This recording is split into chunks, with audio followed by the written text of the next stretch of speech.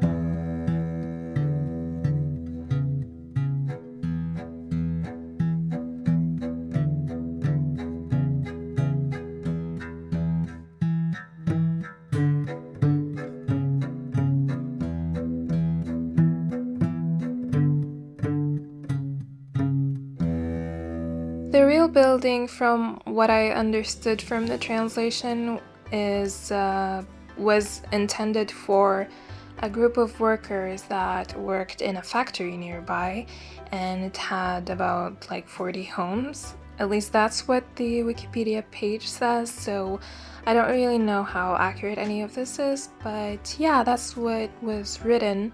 And it was built also on this sloping ground, so I also did something similar to that in The Sims, and I built this in this kind of sunken pit. And my thought process was that this was once containing a body of water, so it was either a river or a lake of some sort, and this building was there, and you would cross a bridge in order to get in. But after a while, the lake or river completely dried out and left this sunken pit, which is very overgrown, and part of it was cleared out to be like basically the backyard of this house.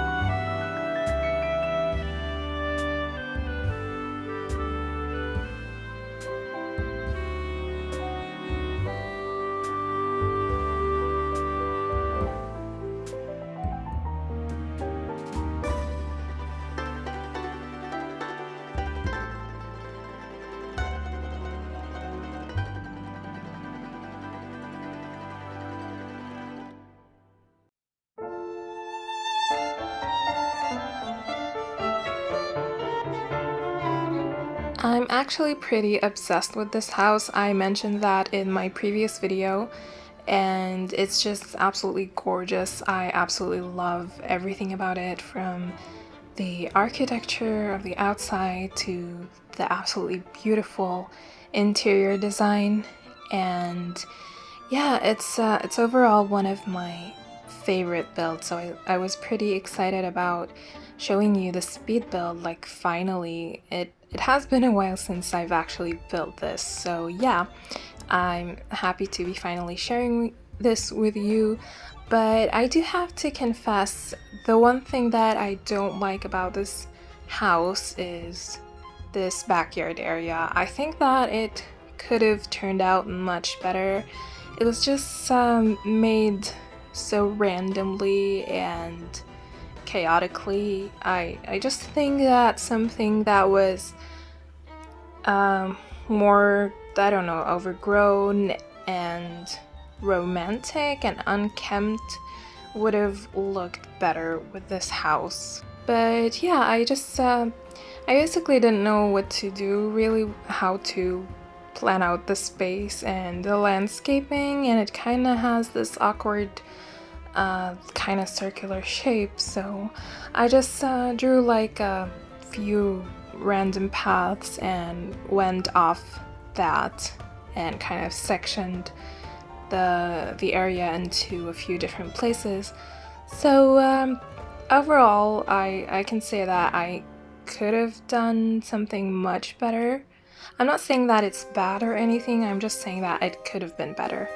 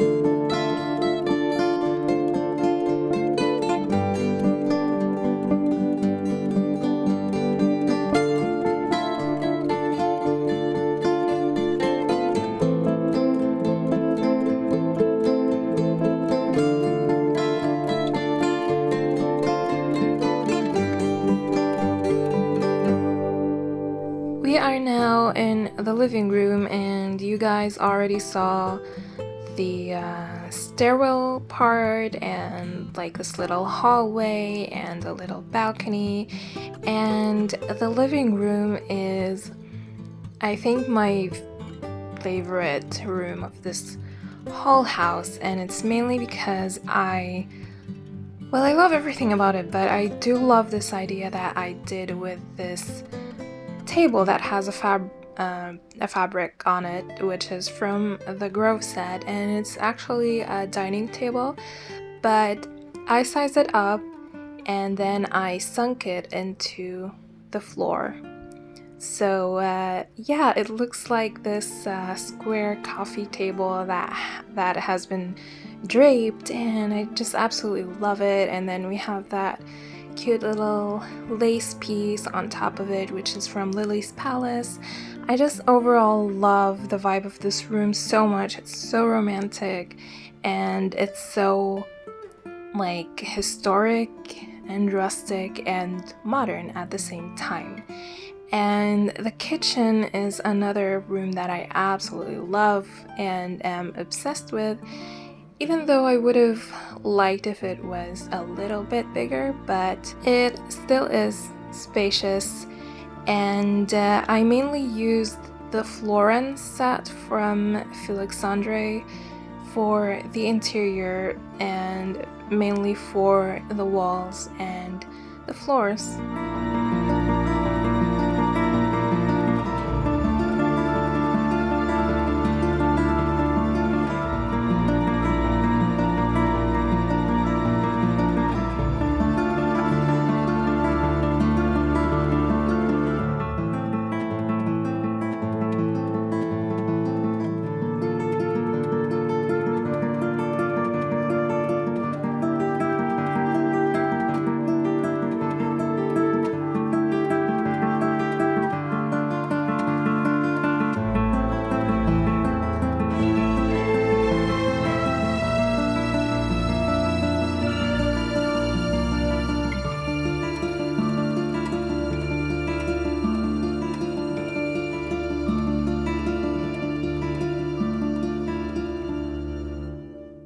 Over here we have the dining room, which I also love. I'm gonna stop saying this because I will be saying it about each and every one of the rooms.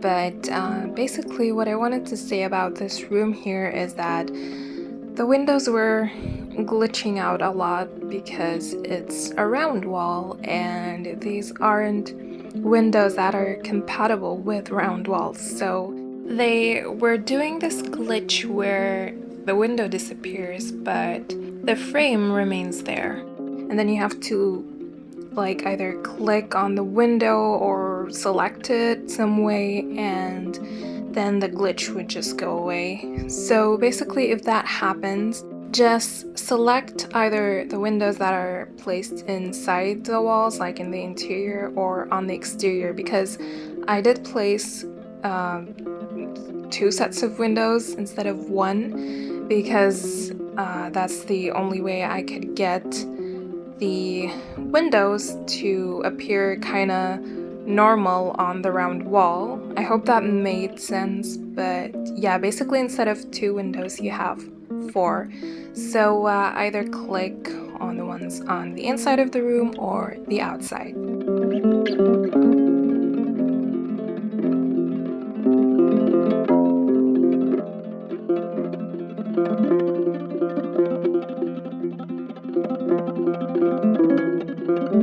The way I'm building this house is probably a little bit confusing, but we were basically on the main floor before this, which is actually the 2nd floor, but now we're on the ground floor, or the 1st floor, and this is the level that is in the sunken pit, and the one, that opens to the backyard and everything. And here we only have this like little mudroom where I used this gorgeous new set from Peacemaker, which is Matilda's mudroom, and the rest of the space are just these two indoor pools, and one of them is a regular pool, but the other one is a heated pool. Like, I don't know how the game mechanics work in this case, but I used that hot spring water. I don't know if it actually has any difference in terms of gameplay, but yeah, that was the idea here. And I really wanted to do a rounded pool, like I wanted it to match the walls, but I didn't know how to do that basically. I did try a few times. I did try doing a few tricks, but it wouldn't work out, so I just left it as is. And I know it looks a little awkward, but that's the best I could come up with.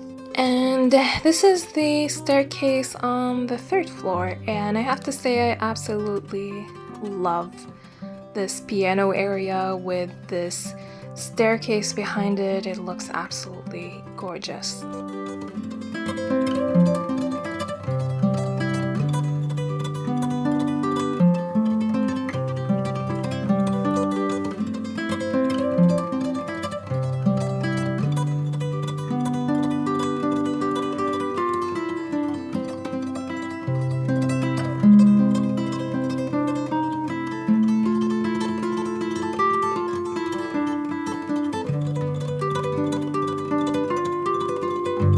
There's something I need to bring your attention to, especially if you are going to be using this house for your gameplay and you have kids. And it's these kids' activity tables. One of them is an arts desk, crafts desk, and science lab thingy. I don't even know what they're called, but you know what I mean. So basically, I wanted to cover them up because they're kind of hideous and totally ruin the aesthetic of the interior. So I used these cupboards, from the Oak House set by Pierre Sim, and I kind of sunk them into the floor so that they would be on the same level with the activity tables, and they are placed a floor below so that they wouldn't get in the way of the activity tables. So long story short, I used them to cover up the activity tables, but the activity tables are still functional. And I didn't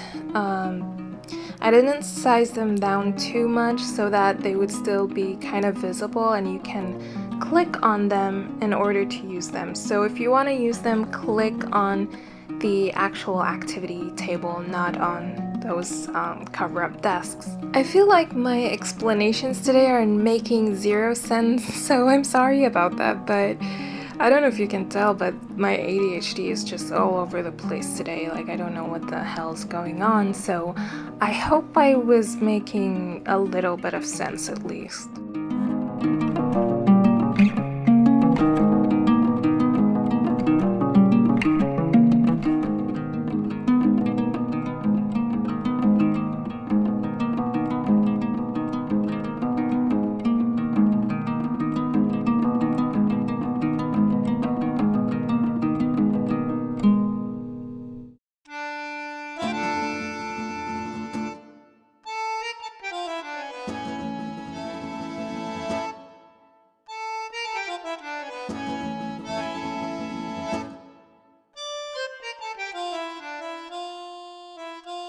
With how big this house is, you'd think that there is a ton of bedrooms here, but there really isn't. It's just 3 bedrooms, 1 for the parents and 2 for children. Like, there isn't even anything for infants or toddlers, so yeah. But the thing is, this house has a lot of extra rooms that were repurposed for something else, like the study, and also the whole like ground floor with the pools is like completely unnecessary, so you can just transform those into bedrooms, especially the first floor since it's so big. can just split it up into multiple rooms and add a few bedrooms down there if you want to. Also, something I forgot to mention for the exterior is that I got a new set from Lily's Palace, and that's what I used for the walls of the exterior and also a few of the windows. So if you're using my builds and you're downloading my CC, or you're gonna need that set for this house. But of course it isn't absolutely necessary. You can replace the exterior wallpaper with something else, and you can also replace the windows with something else. But it is a really pretty set, so I definitely recommend downloading it. Also, speaking of the CC I sometimes just switch things up and remove some of the creators that I use, or add in some creators that I don't always use, and I really don't know like what kind of CC you guys are using, so do let me know in the comments if you actually download my builds and the CC that is required for the build, or like what. I don't know, and who your favorite creators are, and who are some creators that I don't use and you would like to see me using. Just let me know all of that in the comments. I would really appreciate it. I just want to cater my builds more to your preference and your convenience. So yeah, I guess that's it for this video. We have just this one last bedroom, and that's pretty much it. So thank you guys for watching, and as usual, you're gonna find the tray files and the CC links on my Patreon for free, and also on CurseForge. Everything is going to be linked in the description, and you can also download it from my gallery. My ID is the same as my username. Thank you, bye!